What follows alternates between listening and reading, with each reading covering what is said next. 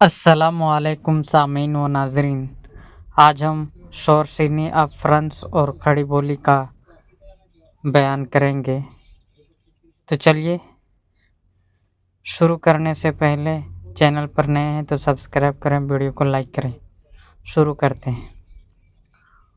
اوپر کی گفتگو سے آپ نے بخوبی سمجھ لیا ہوگا کہ اردو زبان کا تعلق جدید ہند آریائی زبانوں سے ہے، جس کا ارتقاء تقریباً 1000 عیسوی کے آس پاس ہوا۔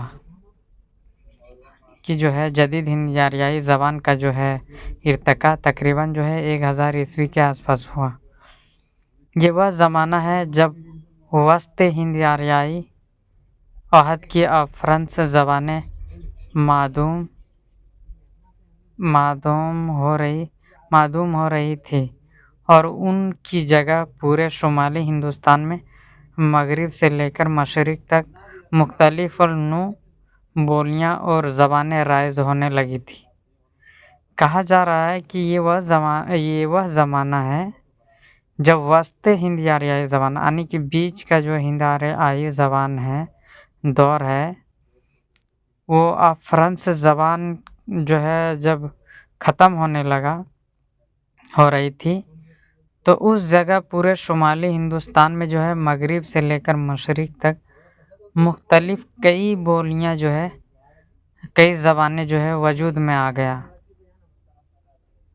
رائج ہونے لگی، بننے لگی۔ ٹھیک ہے، ماہرین لسانیات نے اس عہد کو اس زمانے میں رائج بولیوں اور زبانوں کو ان کے علاقے اور خصوصیات کی بنیاد پر 4 گروہوں میں بانٹا ہے: بیرونی یعنی کہ باہری زبان، وسطی بیچ والی زبان، اور ایک اندرونی زبان، اور تیسرا پہاڑی زبان۔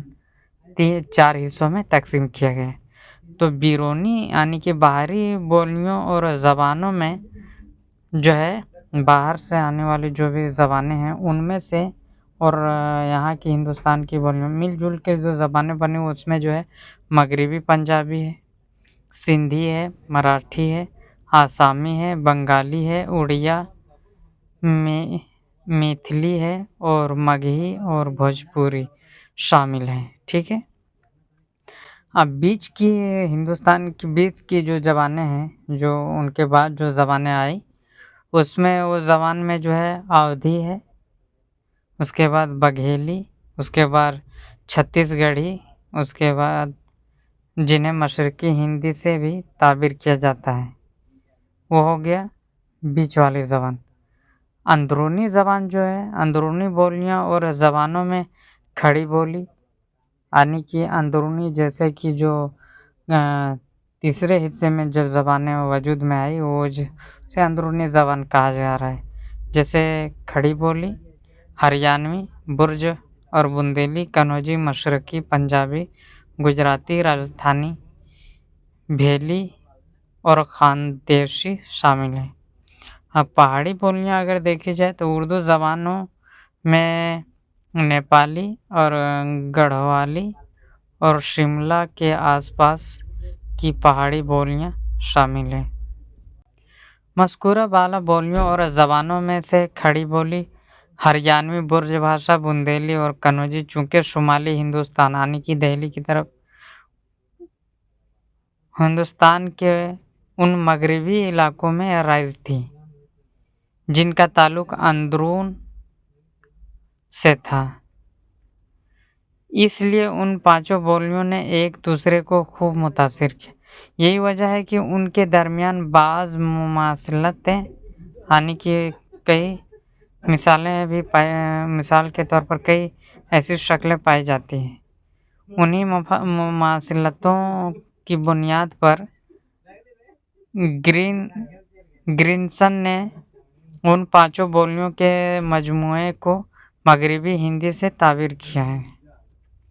مغربی ہندی کی مذکورہ بالا 5 بولیوں یعنی کہ کھڑی بولی، ہریانوی، برج بھاشا، بندیلی اور کنوجی نے اگرچہ اردو کو متاثر کیا، لیکن سب سے زیادہ جس بولی نے اسے متاثر کیا ہے وہ ہے کھڑی بولی۔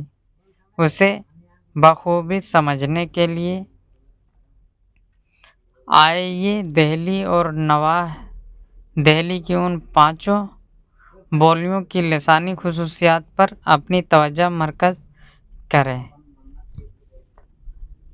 ماہرین لسانیات نے مذکورہ بالا 5 بولیوں کو ان کی بعض لسانی خصوصیات کی بنیاد پر 2 گروہوں میں بانٹا گیا ہے۔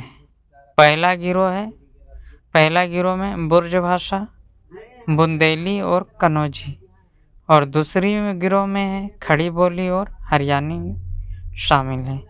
کھڑی بولی گروہ میں مذکر ضمائر اور صفات، اسماء اور افعال وغیرہ جیسے کوئی بھی نام، کام، جو بھی ہے، جس طرح کی چیزیں ہوں، ان سبوں میں جو ہے آخر میں الف کا جو ہے آخر میں بولنے پر الف آتا ہے، الف پر ختم ہوتا ہے۔ مثلاً جیسے مان لیجیے بیٹا بولا تو لاسٹ میں کیا الف ہے، لڑکا آخر میں کیا الف ہے، دادا، نانا، یہ سب نام ہے تو نام والی چیز میں بھی الف آتا ہے۔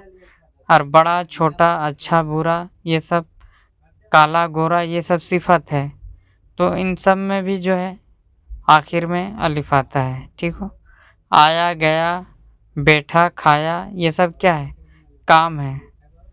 توڑا، پھینکا، مارا، یہ سب تمام چیزیں جو ہے کام ہے۔ کام میں بھی دیکھیے آخر میں الف آتا ہے، جیسے ہندی میں ہم آکار بولتے ہیں، اس میں جو ہے آخر میں آکار آتا ہے۔ اب کام کو اگر دیکھا جائے ان بولیوں پر جس میں الف ختم ہے کھڑی بولی میں، تو میرا، تمہارا، ہمارا، تیرا، یہ سب ضمائر ہیں۔ ٹھیک ہے،